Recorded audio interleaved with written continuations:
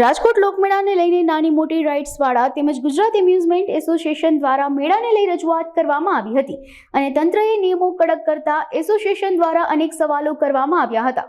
તંત્રએ 40 થી 50% મનોરંજન રાઇડ્સમાં ઘટાડો કરતા ભીડ વધવાની શક્યતા રહી છે તેમજ કાયમી પાર્કના નિયમો ટેમ્પરરી મેળામાં ફરજિયાત કરતા વેપારીઓ અકળાયા હતા. તેમજ વેપારીઓએ કહ્યું હતું કે રાઇડ્સનું બિલ, તેના સ્ટોર પાર્ટ્સનું બિલ, સ્ટ્રક્ચર આર્કિટેક્ટ કે ચાર્ટર્ડ એન્જિનિયરનું પ્રમાણપત્ર શક્ય નથી તેમજ મોટી રાઇડ્સ માટે પ્લોટની ફાળવણી કરવા માંગ કરવામાં આવી હતી અને રાઇડ્સ ગોઠવ્યા બાદ ફિટનેસ સર્ટિફિકેટ તાત્કાલિક આપવાની પણ માંગ કરવામાં આવી હતી.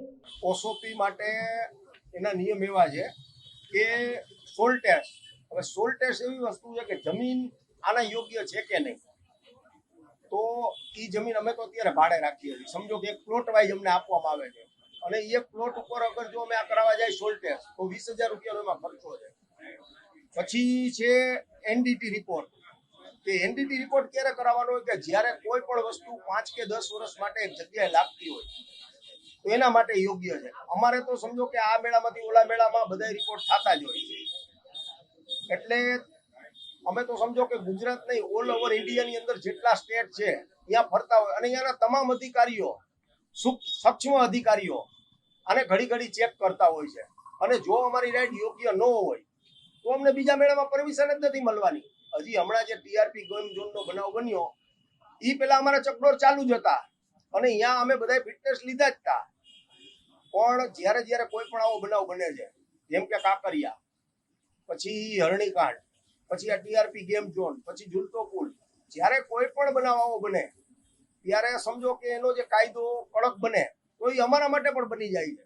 બનાવ બને છે પરમેનન્ટ પાર્કમાં અને મરી જાય છે અમારા જેવા મેળાવાળા, જે સામાન્ય મધ્યમ વર્ગના માણસો છે કે જે મેળા કરીને એનું રોજીરોટી ચલાવતા હોય છે.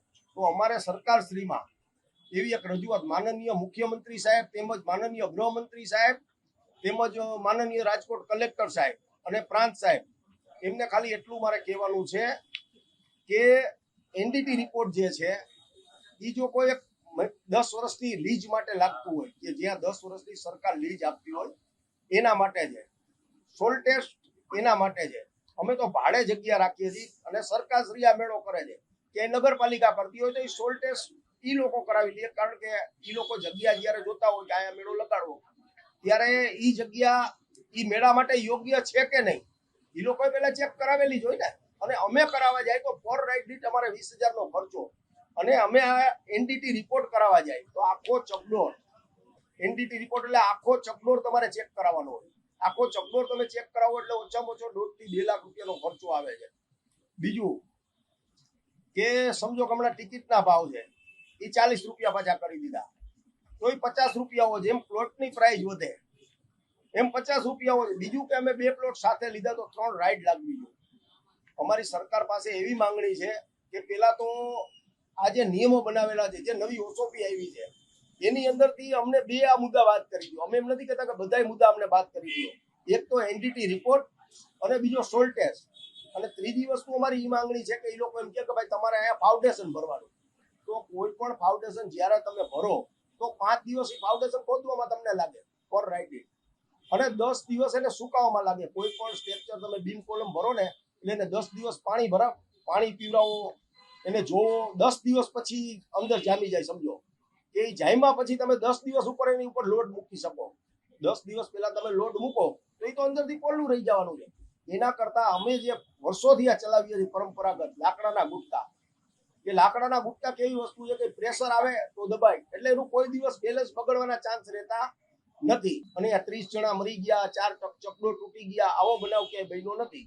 અને આ બનાવ જ્યારે બન્યો છે ત્યારે સરકારે જે જગ્યા કે એસએમસીએ જે જગ્યા 10 વર્ષ કે 20 વર્ષના પટ્ટે આપેલી હોય ત્યાં બનેલો છે.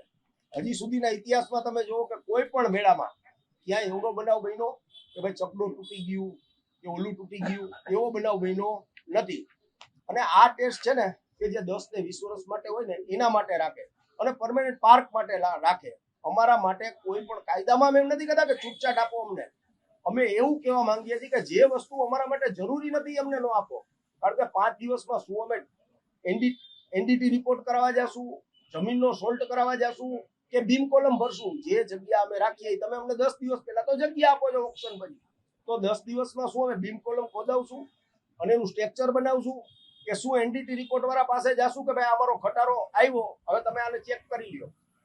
તો આ ખર્ચા જો અમને કરાવવામાં આવે અને જે યોગ્ય નથી ખર્ચા અમારા માટે, કારણ કે જો અમારે પરમેનન્ટ પાર્ક લગાડવું હોય તો અમે આ ખર્ચા યોગ્ય સમજીએ કે અમે પોતે પર્સનલ જ્યારે મેળો કરતા હોય છે 3 મહિના કે 4 મહિના ત્યારે આ બધા રિપોર્ટ કરાવતા જ હોય છે. માંગ અમારી એ છે કે જો આ ઓસોપી પ્રમાણે મેળો થાય તો કોઈ પણ સંજોગોમાં આ મેળો થઈ શકે એમ નથી, કારણ કે આટલા દિવસમાં વસ્તુ પૂરી થઈ શકે એમ નથી. અને કાલે અમને પરમિશન જ ન મળે ને એના માટે, કારણ કે બધા ઓફિસર આવશે વારાફરતી સ્ટેપ બાય સ્ટેપ ચેક કરશે, તો અમે મેળો નહીં કરીએ.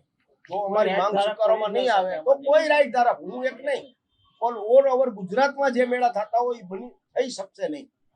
હું એવું નથી કહેતો, પણ તમે મેળાવાળાને સામાન્ય મેળાવાળાને જઈને પૂછો કે આ તું પૂરું કરી શકીશ, તો એ કરી જ શકે એમ નથી. કે ભાઈ માનનીય ગૃહમંત્રી, માનનીય મુખ્યમંત્રી અને માનનીય આપણા રાજકોટના કલેક્ટર સાહેબ તેમજ કમિશનર સાહેબ તેમજ પ્રાંત સાહેબ આ બધાય આની અંદર કોઈ ફેરફાર કરી શકતા હોય ઉપરથી સરકારમાંથી કે ભાઈ આ લોકોની રજૂઆત છે, અમારી રજૂઆત ત્યાં લગી પહોંચાડી શકતા હોય. જેમ તમે મીડિયાવાળા મિત્રો અમારી રજૂઆતને સાંભળી અને અહીંયા સુધી પહોંચાડશો, એવી જ રીતે અમે તો આ બધાને કહીએ છીએ કે અમારી આ રજૂઆત જે છે એ યોગ્ય છે અને યોગ્ય રજૂઆતની માંગણી છે. અમે એમ નથી કહેતા કે બધા નિયમની અંદર તમે બાંધછોડ કરો, અમે એમ કહીએ છીએ કે આ જે બે વસ્તુ છે એ કોઈ સંજોગોમાં બની શકે એમ નથી. જે પરફેક્ટ નીતિ નિયમ છે ને, હજી સાહેબ પણ મૂંઝવણમાં છે. એને અમને ચોખવટ કરીને કોઈ વસ્તુ કીધી નથી કે દિવસે ઓપ્શન છે, કેટલા નિયમો તમારે પૂરા કરવા પડશે. એમને સરકારની જે ગાઈડલાઈન છે, એસઓપી છે એ પ્રમાણે છે, અને એ એસઓપી પ્રમાણે જો અમે કરવા જઈએ તો એ શક્ય નથી.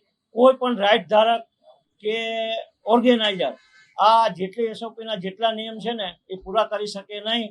એ વસ્તુ કોઈ શક્ય જ નથી. બીજું કે જેમ મોંઘવારી વધે એમ માનો કે જે લોકમેળાના ફોર્મ હતા એ 50 થી લઈને અત્યારે 200 રૂપિયા સુધી પહોંચી ગયું છે. તો અમારી પણ એવી વિનંતી છે, અમે પણ એવા નાના માણસો છે કે આની અંદરથી અમારું ગુજરાન ચલાવતા હોય, આની અંદર કેટલા હજારો લોકોની રોજીરોટી હોય, તો અમને એ 40 વાળા 50 કરી આપે એટલી અમારી વિનંતી છે. બીજું કે જે પોઝિશન પ્રમાણે અત્યારે જે સાહેબ નિયમો કડક કર્યા છે એ નિયમમાં તો કોઈ કરી શકે એવી પોઝિશન જ નથી.